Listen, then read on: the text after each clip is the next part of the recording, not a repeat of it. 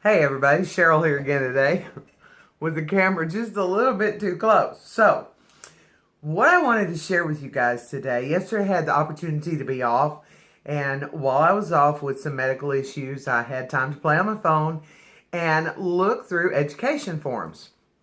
And I've seen a lot of the challenges completely match a lot of the things that I hear out in the field during education. And these are just little bitty things that add up to big things at the end of the day when we're in the salon and we're trying to color hair. And the reason I wanted to do this is because the fact is life gets in the way. When you are leaving your house and you run over the 3-year-old's bicycle, and the baby is in the front seat or the back seat, I guess nowadays, crying, and everybody's upset, and your husband is standing there in the driveway talking to his girlfriend on the cell phone, you still got to go to work. You still have to be there for Betty's appointment at 10 a.m. You still have to get the babies where they need to be. You still have to pay the babysitter. Now you're going to need a lawyer, but that's a whole nother issue. So life gets in the way. We get into the salon and we get preoccupied with life, and that's okay. That is perfectly okay. But some of the tips I want to share with you today will help kind of head those bad days off.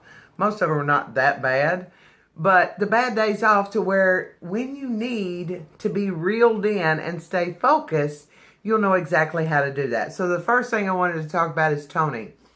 When we're toning, tone at the level that they are. Whatever level they are, if you've pre-lightened them to a level 6, the natural underlying pigment at a level 6 is going to be a medium orange. So when I'm toning, I want to be there at the level 6. If I pre-lighten to a level 9, then the natural underlying pigment at a level 9 is going to be light yellow. It's going to be just a yellow. That's all it's going to be. So I have to tone at that level. Using a level 11 toner on a level 9 pre-lightened piece of hair, it's not going to balance it. And that's what you're trying to do when you're toning. You're trying to change the dominant color that the eye sees. So learn to read your levels, all right? So every color company has, my favorite's Matrix. That's the company I work for. They have a level system, and they show you what you do when you work with that.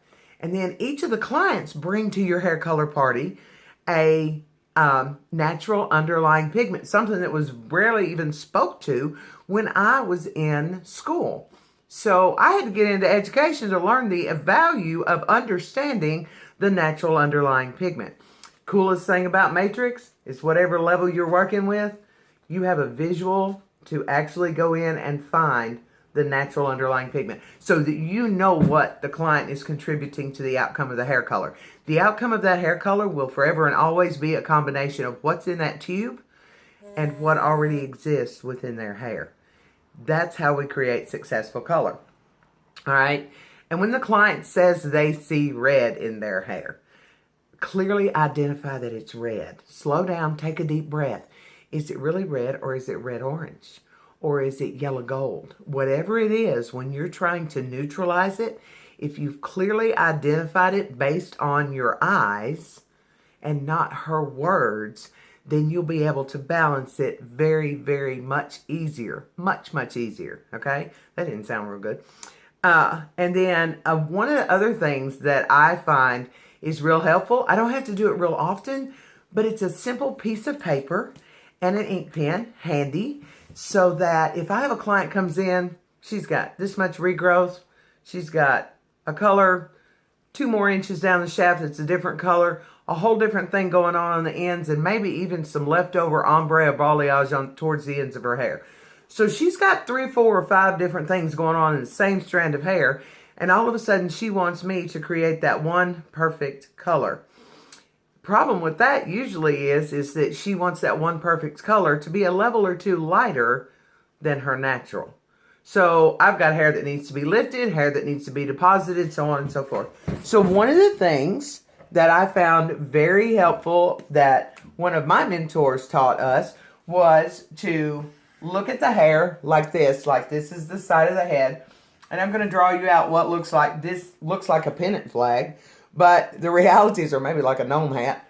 but it will represent that strand of hair all the way down. So if I clearly identify what's going on in the hair and what I need, do I need something for a virgin color? Do I need to lighten or darken this section?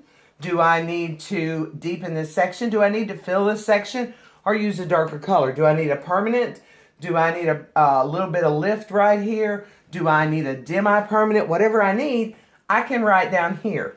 And that lets me know as I'm applying it exactly what I'm doing. So sometimes we just need to pull it out, draw it out for just a little bit of clarity. Okay? And understanding all these little bitty things in the midst of a chaotic day and remembering where your information lives or that you can draw it out. You can clarify it yourself. So I hope these little tips help you to realize when you're in the midst of that day that your companies provide you with tools, information, instructions, use them, and that you have the time to slow down and make sure where their level sits and what you're going to do with it. I hope that helps. Everybody has a great day. Talk to you later.